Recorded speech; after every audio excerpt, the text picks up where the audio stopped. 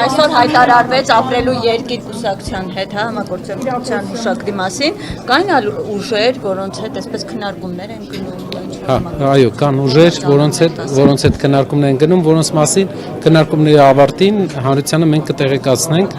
բայց իհարկե հասարակական եւ քաղաքական ուժեր կան, որոնք հետաքրքրված են։ Պարոն Կարապետյան, դուք ձեր գրասենյակների աշխատակիցների համար հագուստ, շալվար, կոշիկ ինչ-որ բաներ գնում եք, թե ոչ։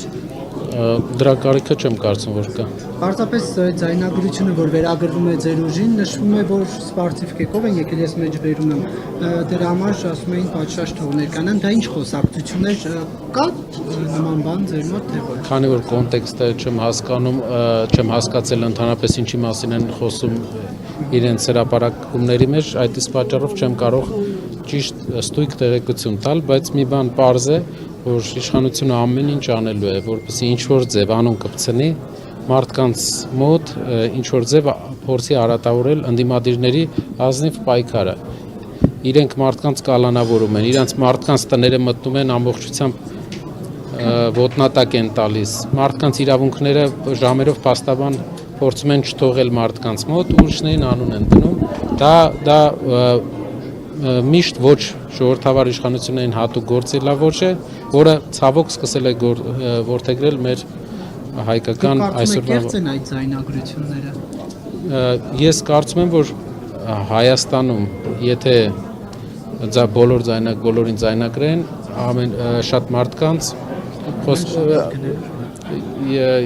երևի հնարավոր է, որ տարվա ընթացքում ամեն մեկը մի տհաճ խոսա։ Պարոն Կարապետյան, ես խոս գնաց ձեր հարցազրույցից մեկի ժամանակ ասում եք, որ կոստյումն է մեղավոր, որ Փաշինյանը ընդդիմադիր հայացքներից վերածվեց կոռումպացված իշխանություն։ Հիմա եթե դու գաք իշխանության ես երևույթները ոնց եք բացառելու, կոստյումին ոնց եք հարցը լուծելու։ Ճիշտ եք ասում, հիմնականում բոլոր իշխանությունները, բոլոր ընդդիմադիրները մինչև ընդդիմադիր իշխանության գալը տեսնում են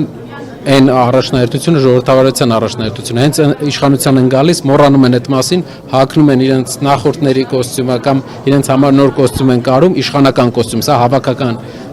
կերպար որպես եւ փորձում են այդպես երկիրը կառավարել ունենալով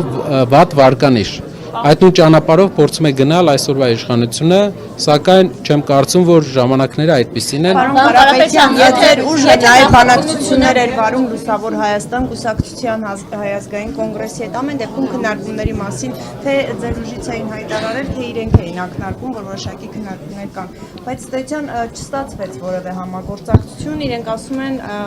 հարցի հասցեատերը դուք եք, այսինքն ձեր ուժը, ինչու չստացվեց եւ ինչ սկզբունքային տարաձայնություններ մի սկզբունք ունենք։ Պետք է մենք ունենանք այնպիսի ուժերի հետ դաշինք, այնպիսի ուժերի հետ համագործակցություն,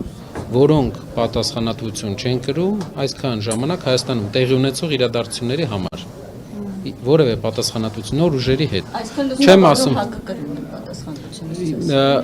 Իմ կարծիքով կուսակցությունները, որոնք նոր են, ավելի մենք ազատ կլինենք, ժողովուրդը տեսել է արդեն բոլոր ուժերի ներկայացուցիչներին իշխանության ղեկին։ Եվ լավ, վատ, հրաշալի ղեկավարներ, ինչ որ ոլորտներում ունեցել ենք վատ ղեկավարներ, բայց մենք տեսնում ենք, որ մեր երկրին պետք է նոր ուժերին հնարավորություն տրվի, փոփոխություն արվի, նոր կադրերով, որ հնարավորություն ունենանք ինչ-որ Դուք ամեն դեպքում այդ ուժերին պատասխանատու համարում եք նախկինում տեղի ունեցած, կոնկրետ կարող եք ասել ինչերի համար, պարոն Կարապետյան, որ ավելի հասկանալի։ Որ ուժերին կներեք։ Լուսավոր Հայաստանը, Ես ընդհանուր մեր տրամադրվածության եւ հայացքների